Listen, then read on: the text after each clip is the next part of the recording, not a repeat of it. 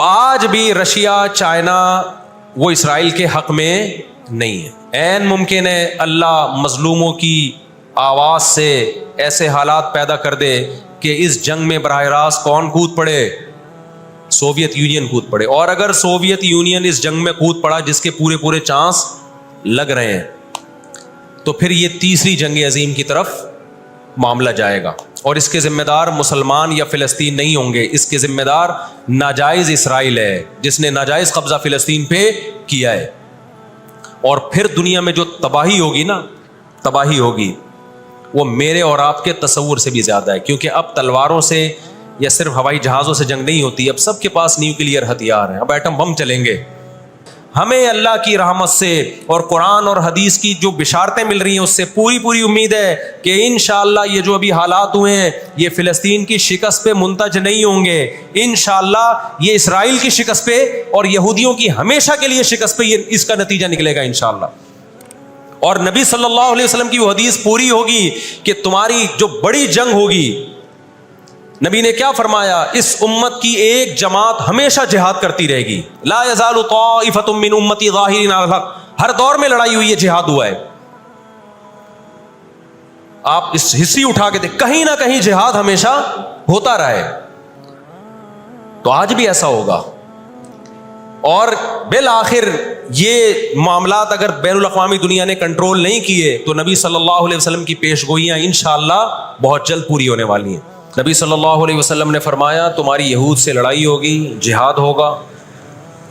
یہاں تک کہ کوئی یہودی اگر پتھر کے پیچھے چھپے گا تو پتھر کہے گا کہ اے مسلمان یہ یہودی ہے, اس کو قتل کر دے, یہ میرے پیچھے چھپا ہوا ہے. ہر درخت بھی گواہی دے گا, ہر پتھر بھی گواہی دے گا, الا الغرقد, سوائے غرقد درخت کے. یہودیوں کا کوئی مقدس درخت ہے جو اسرائیل میں بہت زیادہ لگاتے بھی ہیں یہ لوگ. نبی صلی اللہ علیہ وسلم نے جب یہ بات ارشاد فرمائی تو اس وقت مسلمانوں کی یہودیوں سے ایسی کسی لڑائی کا تصور بھی نہیں تھا. ایک پیش گوئی تھی جو کسی کے خواب و خیال میں بھی نہیں تھا کہ صدیوں بعد جا کے ایسا ہو سکتا ہے. اس سے بھی پتہ چلتا ہے کہ ہمارے نبی صلی اللہ علیہ وسلم کی جو پیش گوئیاں ہیں وہ اگر وہ پوری نہیں ہوئیں تو آپ ٹائم کا انتظار کریں, ایک وقت پوری ہو جائیں گی. 1300 سال تک مسلمانوں کو اس حدیث کا مطلب سمجھ میں نہیں آیا. عملی دنیا میں ایمان تو تھا سب کا کہ اللہ کے نبی نے جو فرمایا برحق ہے, کیونکہ یہودیوں سے میں نے بتایا نا لڑائی ہوئی نہیں ہے. جب مدینہ سے اور جزیرہ عرب سے ان کو نکالا گیا, یہ دنیا کے مختلف ملکوں میں جا کے آباد ہو گئے. اس کے بعد یہ ہمیشہ یا تو عیسائیوں کے زیر سایہ رہے ہیں یا مسلمانوں کے زیر سایہ رہے. ان کی لڑائی اگر ہوئی عیسائیوں سے ہوئی ہے, مسلمانوں سے ان کا کبھی ٹاکرا نہیں ہوا. لیکن پیغمبر صلی اللہ علیہ وسلم نے کیا فرمایا صحابہ سے, تقاتلون, تم لڑو گے. تم سے مراد یہ امت لڑے گی, ایک وقت آنے والا ہے اور ایسی لڑائی ہوگی, ایسی لڑائی ہوگی کہ حتی یختبی احدکم وراء الحجر, کہ پتھر اور درخت بھی یہودی کا ساتھ دینا چھوڑ دیں گے. آج دنیا جن حالات کی طرف جا رہی ہے نا, یہ ایسا لگتا ہے کہ اس حدیث کے پورا ہونے کا ٹائم آ گیا ہے. ہم جب قرآن مجید پڑھتے تھے, اب بھی پڑھتے ہیں, لیکن جب طالب علمی کے دور میں جب سمجھ کے پڑھنا سیکھا ہم نے, تو ہم جگہ جگہ قرآن میں دیکھتے تھے ضربت علیہم الذلہ, اللہ نے ان پر ذلت کو مسلط کر دیا ہے. میں بار بار کہوں یہودیوں سے ہماری مراد علی الاطلاق سارے یہودی نہیں ہیں, کیونکہ میرے بیان کو لوگ شارٹ کلپ بنا کے غلط چلاتے ہیں. تو بار بار میں کہتا ہوں میرا کلپ ادھورا چلاتے ہیں نا تو کوئی یہودیوں کے خلاف نہ چلائے, سارے یہودی ایک جیسے نہیں ہیں. ہم اسرائیل کے اگینسٹ ہیں, تو ہماری جو لڑائی ہوگی اسرائیل سے ہوگی. حدیث میں جس یہودی سے لڑائی کا ذکر ہے اس سے مراد بھی کون سے یہودی ہیں؟ یہ فتنہ پرست اور شر پسند یہودی ہیں جو اسرائیل پہ غاصبانہ قبضہ, فلسطین پہ جنہوں نے غاصبانہ قبضہ کیا ہوا ہے. سمجھتے ہو کہ نہیں سمجھتے؟ تو آپ صلی اللہ علیہ وسلم نے فرمایا کہ تقاتلون الیہود, تمہاری جنگ کس سے ہوگی؟ یہود سے ہوگی. دجال کس کا سپورٹر ہوگا؟ بولتے کیوں نہیں؟ ابھی تو دجال آیا نہیں ہے اور آپ نے بولنا چھوڑ دیا ہے. جب آئے گا تو پھر تو اچھوں کی بولتی بند ہو جائے گی. کس کا سپورٹر ہوگا وہ؟ ہاں میں عرض کر رہا تھا کہ ہم جب قرآن پڑھتے تھے ضربت علیہم الذلہ، قرآن کہتے ہیں ہم نے ذلت ان کے اوپر دے ماری ہے، ان فسادوں کی وجہ سے جو یہ کرتے رہے ہیں دنیا میں، ان فسادات کی وجہ سے ہم جب پڑھتے تھے ہم کہتے تھے اے اللہ آج تو یہودی ذلیل نہیں ہے، اسرائیل کتنا پاورفل ہے کہ گچی کس کی پکڑی ہوئی ہے اس نے؟ امریکہ کی، ہندوستان کو گچی سے پکڑا ہوا ہے۔ تو آج تو بڑی عزت ہے۔ میں نے اپنے استاد سے یہ سوال پوچھا، انہوں نے بڑا معقول جواب دیا اور یہ تفسیر کی کتابوں میں بھی لکھا ہے۔ دیکھیں آپ یہودیوں کی ہسٹری اٹھا کے دیکھیں نا، ہمیشہ کوئی نہ کوئی ایسا ان پر مسلط ہوا ہے جنہوں نے ان کی شرارتوں کا مزہ ان کو دنیا میں چکھایا ہے۔ قرآن سے بھی یہ بات ثابت ہے کہ ان کو ان کی شرارتوں کا مزہ، عذاب جو ہے وہ دنیا میں ملتا رہے گا۔ میں بار بار کہتا ہوں ہٹلر نے بھی ان کو عذاب دیا ہے، ہٹلر سے پہلے بھی اسلامی نہیں بلکہ دنیا کی تاریخ میں بہت سے ہٹلر گزر چکے ہیں جنہوں نے ان کی شرارتوں کے ان کو دنیا میں سزا دی ہے۔ ہم پھر بھی بتائیں ہم ہٹلر کے حامی نہیں ہیں جو ظلم اس نے کیا، لیکن وہ بھی ان کی شرارتوں سے بیزار تھا۔ قرآن کہہ رہے ہم نے ان پر ذلت کو دے مارا ہے، دنیا میں بہت دفعہ رسوا ہوئے یہ۔ اب کیا ہے؟ یہ آخری ذلت ہے یہودیوں کی جو اب کس کے ہاتھوں ہونے والی ہے؟ فلسطینیوں کے ہاتھوں۔ آپ کو معلوم ہونا چاہیے جب دنیا میں کسی کو بہت زیادہ ذلیل کیا جاتا ہے نا تو پہلے اس کو عزت دی جاتی ہے۔ کسی کے گلے میں آپ جوتوں کا ہار پہنا دو، یہ بھی ایک ذلت ہے، اور ایک طریقہ یہ 3 پیس سوٹ ٹائی میں آپ اس کو صدارت کی کرسی پہ بٹھائیں اور پھر آپ اس کو جوتوں کا ہار پہنا دیں۔ بتاؤ کون سی بڑی ذلت ہے؟ یہ دوسری ذلت پہلی ذلت سے بڑی ہے۔ پوری دنیا میں مار کھانے کے بعد نا اپنی شرارتوں کی وجہ سے آج اللہ نے ان کو ایک تھوڑی سی حکومت دی ہے، ایک چھوٹا سا کنٹری۔ آپ اگر اسرائیل کو نقشے میں دیکھیں گے تو کراچی بھی بڑا ہے اسرائیل سے، اتنا چھوٹا ملک، اتنا چھوٹا ملک، اور تعداد بھی بہت تھوڑی۔ اللہ نے انہیں کچھ وقت پنپنے دیا ہے۔ اللہ نے کہا ٹھیک ہے تم دنیا تمہاری آخری شرارت دیکھ لے، اس کے بعد جو میری طرف سے تم پہ مار پڑنے والی ہے اس کے بعد قیامت تک تم دوبارہ اٹھنے کے قابل نہیں رہو گے۔ یہ آخری ذلت کا انتظام ہو رہا ہے یہود کا۔ اور جو فائنل میچ ہوتا ہے نا وہ شاندار ہی ہوتا ہے، کیا خیال ہے؟ سیمی فائنل میں اتنا لوگ دلچسپی سے نہیں دیکھتے، کوارٹر فائنل میں اتنا دلچسپی سے بولو نہیں دیکھتے جو فائنل میچ دیکھتے ہیں۔ اللہ نے ان کا ظلم پوری دنیا کے سامنے نمایا۔ آج جو غزہ پہ جو کچھ ہو رہا ہے پوری دنیا کے سامنے اللہ نے دکھا دیا۔ ایک منٹ رکھیں اس کو، پوری دنیا کو دکھایا نا اللہ نے کیا کر رہے ہیں، یہ کس طرح سے اسرائیل میں لوگوں کو لا کے آباد کیا، فلسطین میں، پھر فلسطینیوں پہ اقوام متحدہ کی 60 سے زیادہ قراردادیں ہیں جس کی اسرائیل دھجیاں اڑا چکا ہے۔ 60 سے زیادہ قراردادیں، 60 سے زیادہ، جس کو اسرائیل نے ماننے سے انکار کیا ہے۔ یونائٹڈ نیشن کی بات کر رہا ہوں میں۔ تو اللہ تعالیٰ ان کو تھوڑا سا پنپنے دے رہے ہیں کہ ٹھیک ہے اس دفعہ سیمی فائنل تم جیت لو، فائنل تک تو پہنچو نا تم، اس کے بعد ہوگا کیا؟ دیکھو آپ نے سنا ہوگا کہ لاتوں کے بت ہاتھوں سے نہیں مانتے۔ یہ جو اسرائیل جو کچھ کر رہا ہے نا اس کا اصل حل مجھے بھی پتا ہے مظاہروں میں نہیں ہے، اس کا اصل حل ہے جہاد۔ اس کا اصل حل کیا ہے؟ جہاد، جو کہ فلسطینی کر رہے ہیں۔ میں نے جب لوگوں کو یہ کہا نا کہ اپنے ملک میں پرامن مظاہرے کرو، لوگوں نے کہا لو پرامن مظاہروں میں لگا کے لوگوں کی صلاحیتیں خراب کر رہے ہیں۔ ہم آپ کو جہاد سے نہیں روکتے، لیکن آپ جہاد اپنے ملک میں کرو گے توڑ پھوڑ کر کے، یا جہاں یہودی ظلم کر رہا ہے وہاں لڑائی کرو گے آپ؟ تو یہ عجیب منطق نہیں ہے کہ ظلم وہاں ہو رہا ہے، آپ نے اپنے ملک میں توڑ پھوڑ کرنا شروع کر دی، تو اس سے یہودی ناراض ہوگا یا خوش ہوگا؟ وہ تو کہے گا اور اچھا ہے بم دھماکے کرو یار، پرامن نہیں، بہت بموں کے ساتھ، کلاشن کوفوں کے ساتھ اپنے کنٹری میں مظاہرے کرو، ہمیں آ کے چھیڑو یہاں پہ۔ ہم جہاد کے منکر نہیں ہیں, آپ سے زیادہ الحمدللہ جہاد کو مانتے ہیں. لیکن آپ اگر یو کے میں, کینیڈا میں, پاکستان میں, سعودی عرب میں توڑ پھوڑ والے مظاہرے شروع کر دو گے, چاہے غیر مسلم کنٹریز میں بھی, خدا کی قسم اس سے اسرائیل کو جوں بھی نہیں رہیں گی. تو اس وقت آپ جوش سے زیادہ ہوش سے کام لیں. جوشیلی تقریریں کرنے والے بہت ہیں مارکیٹ میں, ابھی نعرے بھی یہاں لگ رہے ہیں, ہم یہ کر دیں گے, ہم وہ کر دیں گے. ان سے پوچھو کیسے کرو گے؟ شام کو گھر پہ جا کے گٹکا کھا کے سو جاتے ہیں وہ. جوشیلی تقریریں کرنے والے, میں مانتا ہوں جہاد ہی ہوگا, لیکن ہوگا کس سرزمین پہ؟ جہاں یہودی لڑ رہا ہے وہیں لڑا جائے گا. میدان جنگ متعین کیا جاتا ہے لڑائی کے لیے. یہ نہیں ہوتا کہ آپ میدان جنگ میں نہیں جا سکتے تو جو میدان جنگ نہیں ہے اس کو میدان جنگ بنا دو. ایسا دنیا میں کبھی بھی نہیں ہوتا. یہ تو وہ جون پور کے قاضی والا قصہ ہو جائے گا کہ وہ سولی پہ لٹکایا ایک شخص کو, اس کی گردن موٹی تھی, وہ پھندے میں آ نہیں رہی تھی. انہوں نے کہا اس کی گردن چونکہ پھندے میں آ نہیں رہی ہے تو اس کی چونکہ آ رہی ہے اس کو لٹکا دو آپ. وہ کہے گا میری آ رہی ہے لیکن میرا قصور کیا ہے؟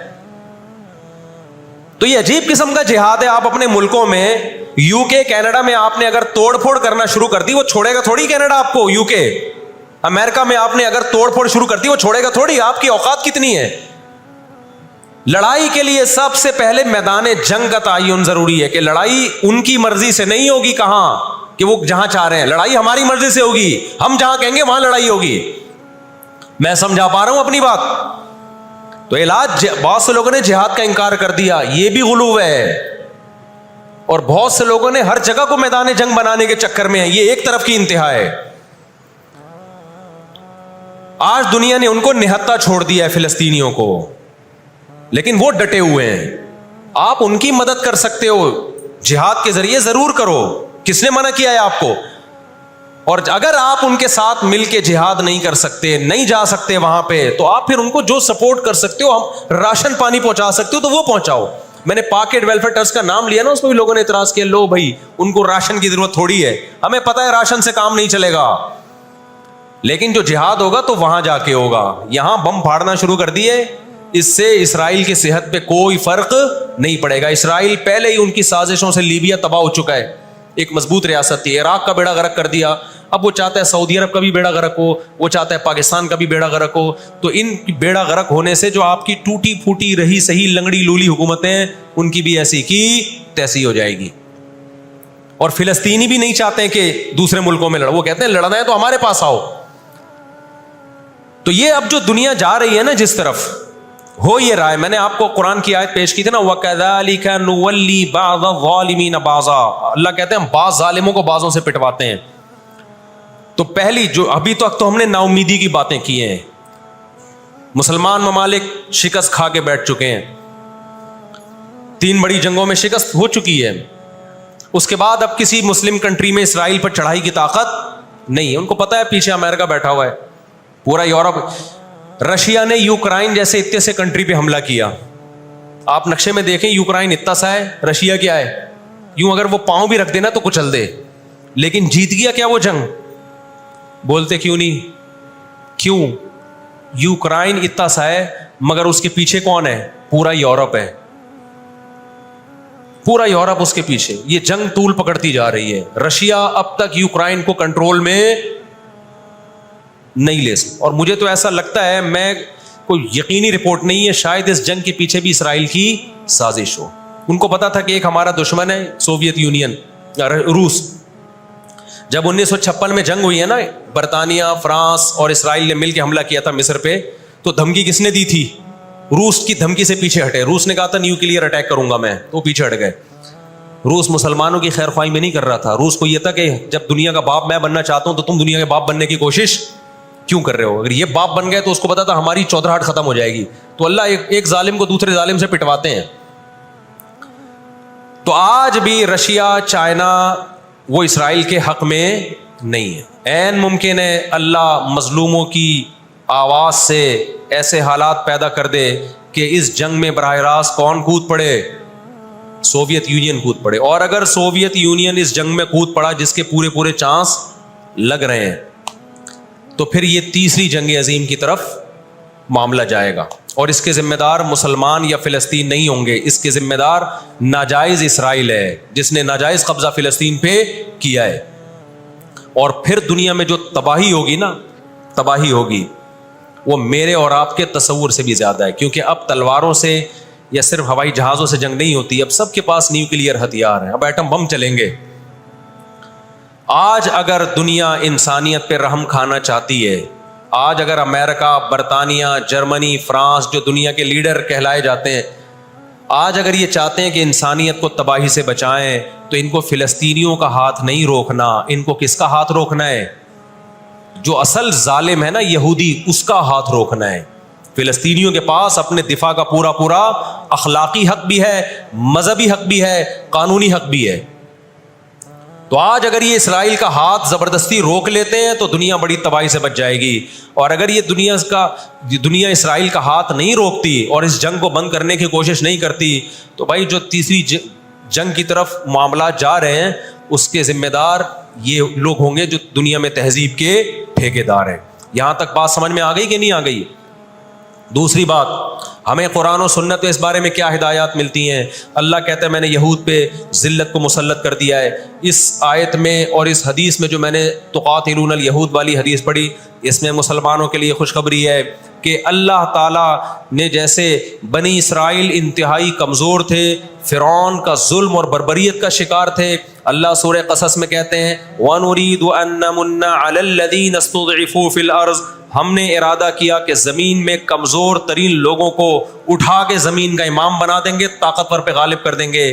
بہت دفعہ ایسا ہوا ہے، کم من فئۃ قلیلۃ غلبت فئۃ کثیرۃ باذن اللہ۔ اللہ کہتے ہیں دنیا کے نقشوں میں جو غالب ہوتا ہے، جس کی فتح اسباب کی دنیا میں یقینی ہوتی ہے، میں بہت تھوڑی سی جماعت کو طاقتور بنا کے دنیا کا امام بنا دیتا ہوں۔ ہمیں اللہ کی رحمت سے اور قرآن اور حدیث کی جو بشارتیں مل رہی ہیں اس سے پوری پوری امید ہے کہ انشاءاللہ یہ جو ابھی حالات ہوئے ہیں یہ فلسطین کی شکست پہ منتج نہیں ہوں گے، انشاءاللہ یہ اسرائیل کی شکست پہ اور یہودیوں کی ہمیشہ کے لیے شکست پہ یہ اس کا نتیجہ نکلے گا انشاءاللہ۔ اور نبی صلی اللہ علیہ وسلم کی وہ حدیث پوری ہوگی کہ تمہاری جو بڑی جنگ ہوگی، نبی نے کیا فرمایا؟ اس امت کی ایک جماعت ہمیشہ جہاد کرتی رہے گی، لا یزال طائفۃ من امتی ظاہرین علی الحق، ہر دور میں لڑائی ہوئی ہے، جہاد ہوا ہے۔ آپ اس ہسٹری اٹھا کے دیکھ، کہیں نہ کہیں جہاد ہمیشہ ہوتا رہا ہے، تو آج بھی ایسا ہوگا۔ اور بالآخر یہ معاملات اگر بین الاقوامی دنیا نے کنٹرول نہیں کیے تو نبی صلی اللہ علیہ وسلم کی پیش گوئیاں انشاءاللہ بہت جلد پوری ہونے والی ہیں۔ اور یہ جو ان کو عزت ملی ہے نا، یہ اصل میں بہت بڑی ذلت کی تمہید ہے۔ جب کسی کی بہت بڑی بےزتی کرنی ہوتی ہے تو اس کو پہلے بہت زیادہ عزت دینی پڑتی ہے۔ میں اکثر ایک واقعہ سناتا ہوں، ایک آدمی گیا کسی محلے میں، آ کے کہنے لگا اللہ کا شکر ہے اس علاقے میں میری عزت نہیں ہے۔ لوگوں نے اس میں شکر ادا کرنے کی کیا بات ہے؟ اس نے کہا اگر عزت ہوتی تو آج میری بہت زیادہ بےزتی ہو جانی تھی، آج میں نے ایسا کام کیا کہ میری بہت زیادہ بےزتی ہو جاتی۔ تو یہ ایک بہت بڑی ذلت کا پیش خیمہ ہے۔